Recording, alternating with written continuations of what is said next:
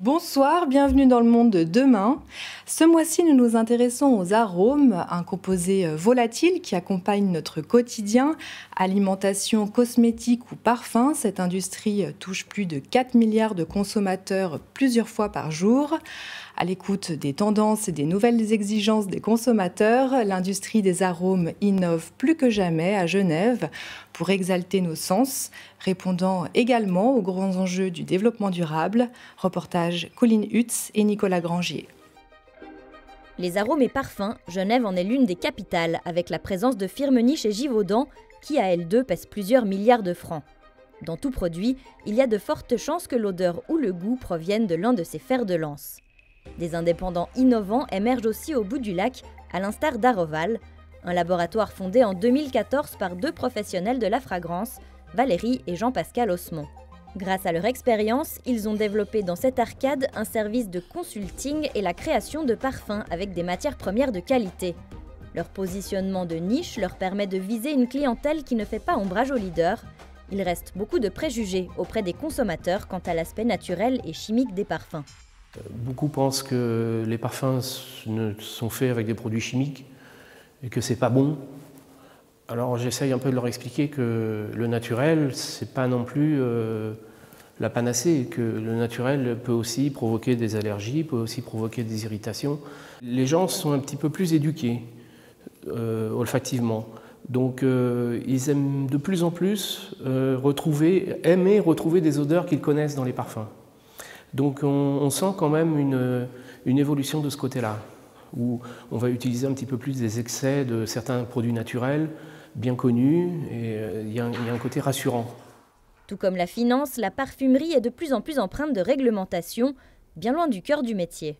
Il ne suffit pas de créer un parfum. Aujourd'hui, ça se fait, j'ai l'habitude, mais après, il y a tout un dossier à monter derrière, un dossier réglementaire à monter. Il faut que ce soit bien étiqueté, de façon à pouvoir prévenir des risques. Mais grâce à la magie des senteurs, la passion reprend toujours le dessus. Parce qu'ils voulaient quelque chose de plus floral, plus floral, plus intense. Aroval, stimulé par l'écosystème ambiant, est resté fidèle à Genève, mais s'il devait passer à une étape industrielle, ce serait plus compliqué. Ok, alors on prend celui-là et celui-là. D'accord ? Oui. Ça marche. Si on est amené à devoir produire nos parfums, à devoir passer à une grande échelle, effectivement, on verra s'installer un peu, avoir une unité de production à l'extérieur de Genève, bien sûr, on ne pourra pas faire ça ici. Pour le moment, on fait faire, on se fait aider, on a des gens qui fabriquent pour nous en certaines quantités. Tu penses que le client va aimer ça ? Comme le remarque Jean-Pascal Osmond, les préférences d'odeur ont un peu évolué au fil du temps, mais ce sont surtout des sensibilités culturelles qui font le succès de telle ou telle fragrance auprès du client. Des odeurs de chocolat émanent justement ces temps du côté de Versoix, avec la tenue de Festichoc, auquel a participé la chocolaterie locale Favarger. D'un atelier familial en 1826, elle est devenue une manufacture florissante qui a conservé son savoir-faire. Pour le nouveau directeur général, certains fondamentaux suffisent à contenter les amateurs de chocolat suisse. Le goût suisse, c'est très chocolat au lait, donc il y a une onctuosité et un aspect très crémeux au chocolat au lait suisse qui lui fait de sa particularité. Et je pense que ça va être pour toujours un fondament de l'assortiment de la marque. Mais dans l'avenir, je pense que les atouts plus intangibles comme l'approvisionnement le long de la chaîne de valeur, ça va ramener un produit qui est en soi globalement plus attrayant pour le consommateur dans le futur et plus soutenable pour l'industrie du chocolat. Favarger s'est montré précurseur dans la durabilité avec une fabrication sans huile de palme, de lécithine de soja ou d'OGM. D'ailleurs, les seuls arômes naturels issus des matières premières ne nécessitent pas beaucoup d'adjonctions. Tous ces ingrédients de qualité, ils ont un goût particulier, un parfum particulier qui n'a pas besoin d'être caché ni augmenté par l'addition des goûts et d'arômes. Donc pour nous, tout ce qui est naturel prime et ça donne une expérience de produit meilleure. Que ce soit dans la torréfaction de fèves ou la manière dont nous torréfions les fèves ou dans le choix de matières premières que nous privilégions, ça va être toujours penché vers les matières de première qualité dans les goûts et parfums naturels. À l'avenir, le fait de miser encore plus sur des valeurs éthiques constitue l'une des priorités de l'enseigne.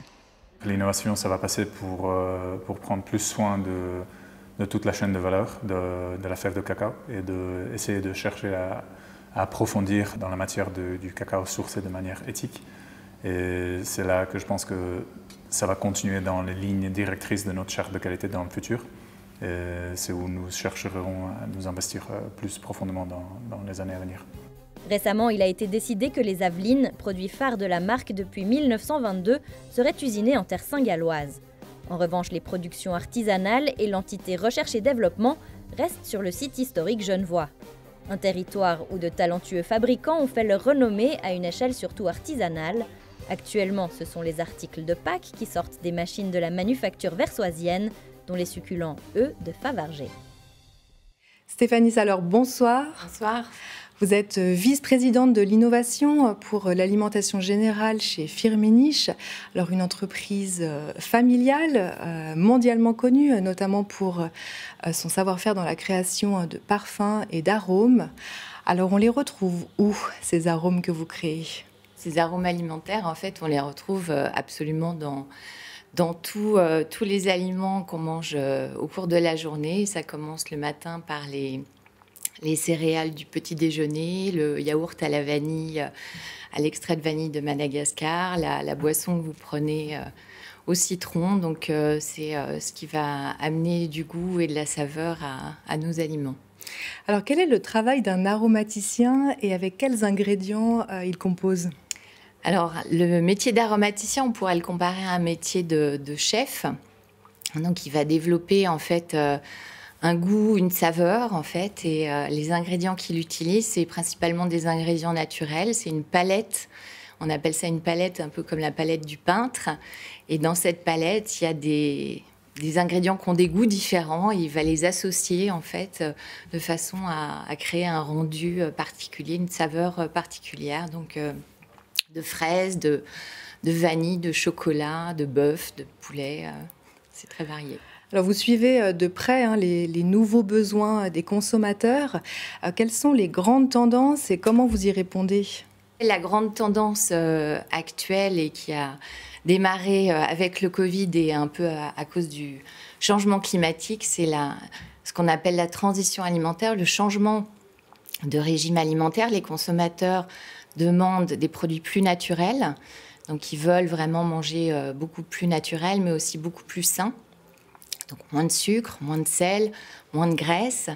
Et puis le dernier axe, c'est vraiment tout ce qui est lié à la durabilité, réduire son empreinte et son impact sur la planète, et donc partir sur des alternatives végétales par exemple. Donc on travaille dans ces trois grands axes de développement.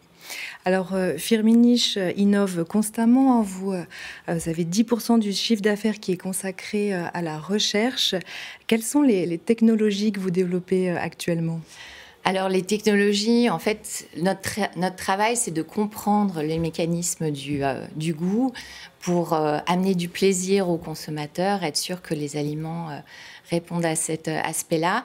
Et donc, évidemment, pour ça, il faut comprendre la physiologie du goût, comprendre ce qui se passe en termes d'interaction avec les aliments, entre le goût et les aliments, et notamment on développe des technologies qu'on appelle d'encapsulation, où on protège le goût et on s'assure que comme ça, il est délivré au bon moment après la cuisson et au moment de la mastication du produit, par exemple dans les burgers végétaux, par exemple. Vous avez également, vous menez un projet depuis 2018 d'intelligence artificielle avec le PFL. Est-ce que vous pouvez nous en dire plus ? Alors, c'est un projet, effectivement, où on a fait se rencontrer nos experts de la création et des experts de la numérisation pour pouvoir justement aider la création, le processus de création, l'accélérer et amener en fait les aromaticiens et les parfumeurs à intégrer plus de contraintes dans leur travail. Donc, par exemple, pouvoir créer des briefs, des arômes 100% naturels ou 100% certifiés organiques. Donc, intégrer les contraintes de la demande de nos clients, mais aussi les contraintes de la demande des consommateurs. C'est beaucoup de paramètres à mélanger ensemble et l'intelligence artificielle les aide dans ce processus de création. Les prochains grands défis pour l'industrie des arômes ? Ça va être la durabilité. La durabilité, c'est au cœur de notre entreprise depuis 60 ans. Ça fait vraiment partie des fondamentaux avant que ce soit à la mode, on va dire. Mais le processus s'accélérant, le besoin justement de la transition alimentaire s'accélérant, il faut qu'on aille de plus en plus vite pour développer des produits performants pour la transition alimentaire. Et donc, l'intelligence artificielle va nous aider dans ce processus. Mais ce qui doit rester au cœur de tout ça, c'est le plaisir de la dégustation du produit. Et donc, c'est là qu'on voit le défi, pouvoir marier les deux, la durabilité et garder du plaisir en mangeant. Stéphanie Salor, merci beaucoup. Je vous en prie. Merci à vous de nous avoir suivis et on se retrouve tout prochainement sur L'Aimant Bleu.